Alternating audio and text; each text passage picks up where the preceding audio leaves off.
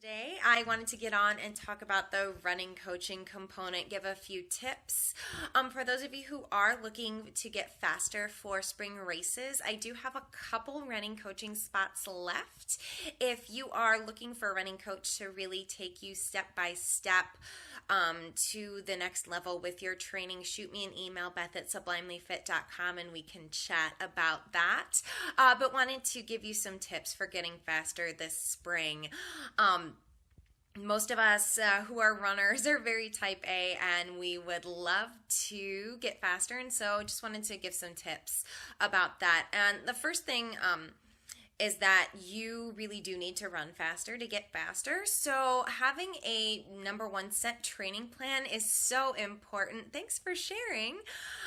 You want to make sure that you know exactly what you're doing and to really have a plan, to have a purpose for each and every run. And you want to make sure that you're doing at least one speed work session a week. The type of speed work you're going to be doing or that you should do is going to vary a lot based on your personal running goals, what you have done before in terms of racing, and also definitely what kind of race you're running for. So your speed work for a 5K is going to be very different from a half marathon, and so that's where getting a training plan put in, finding a training plan works well, but also again working with a running coach can talk through what has worked well for you in the past, what hasn't, and then kind of listen to the signals from your body to figure out something that's going to work well for your body. So definitely getting in the right type of speed work is going to be very important. You're also going to want to build your strength throughout your entire body, but especially in stabilizing muscles. So absolutely key to strengthen through the hips. Really weak hips lead to all sorts of issues throughout the body, but especially not only through the hips, but including the knees as well. So if you have struggled with, for example, runner's knee in the past, IT band issues can even be linked to hips. Yes, absolutely right. So important to build hip strength, but even working on stabilizing muscles in the core. So core strength, super important.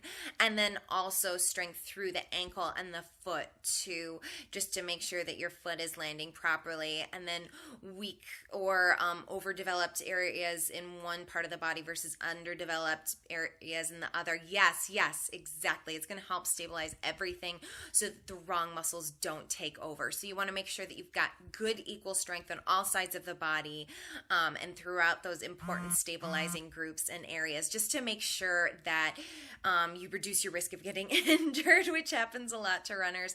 So definitely work on speed, but make sure that you are also working on getting stronger so that your body can handle the speed work a little bit better. So you're running with proper form and reducing your risk of getting injured from that speed work. And then it's incredibly important as well to make sure that you are running at the correct pace on all of the rest of your runs. And really what that means is don't run too fast on the majority of your training runs, especially your long runs, your everyday runs where you are trying to just build your base mileage. Make sure that you are running at an easy conversation pace, one where you could talk to somebody next to you and be able to have a conversation with them is kind of what that means. Sometimes, honestly, I will allow myself to look like a crazy person and I'll talk to myself when I'm running just to make sure that I'm not running too fast, because a lot of us think, oh, well, if my training plan says I'm supposed to be doing a 10:30 mile for my normal runs, my easy runs, my long runs. If I do a 9:30 or a 9-minute mile, that just means I'm going to get faster, right? Wrong. It means you're likely to get injured. So very, very important to be running at the right pace for every single run. There is a method to this madness. There's a lot of science behind it and years of training, which is why it's important to, thank you so much. It's incredibly important to number one, have a good training plan, and number two, to follow that.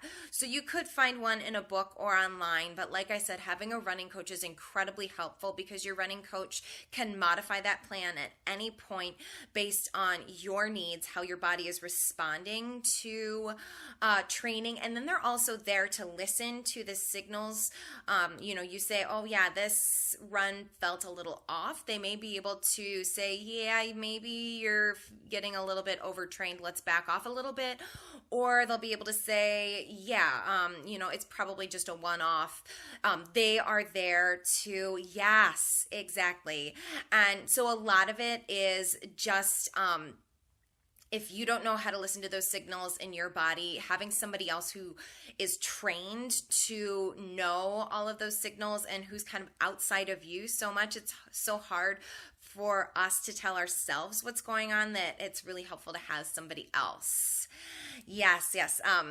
So those would be my biggest tips for you to help you stay injury free as you are training for your spring races. Good luck to all of you who are training for PRs. I really hope that you can get there. Train hard. If you have any just real brief questions about training, feel free to tweet me. Otherwise, like I said, I do have a couple just a few spots left in my running coaching program. So if you are looking for somebody to kind of guide you one-on-one, create a custom training plan, and to be able to really, listen to how your runs are going and to help modify a plan based on your individual needs and what works best for you, what your body responds to best to, shoot me an email, Beth@SublimelyFit. I'd love to chat with you.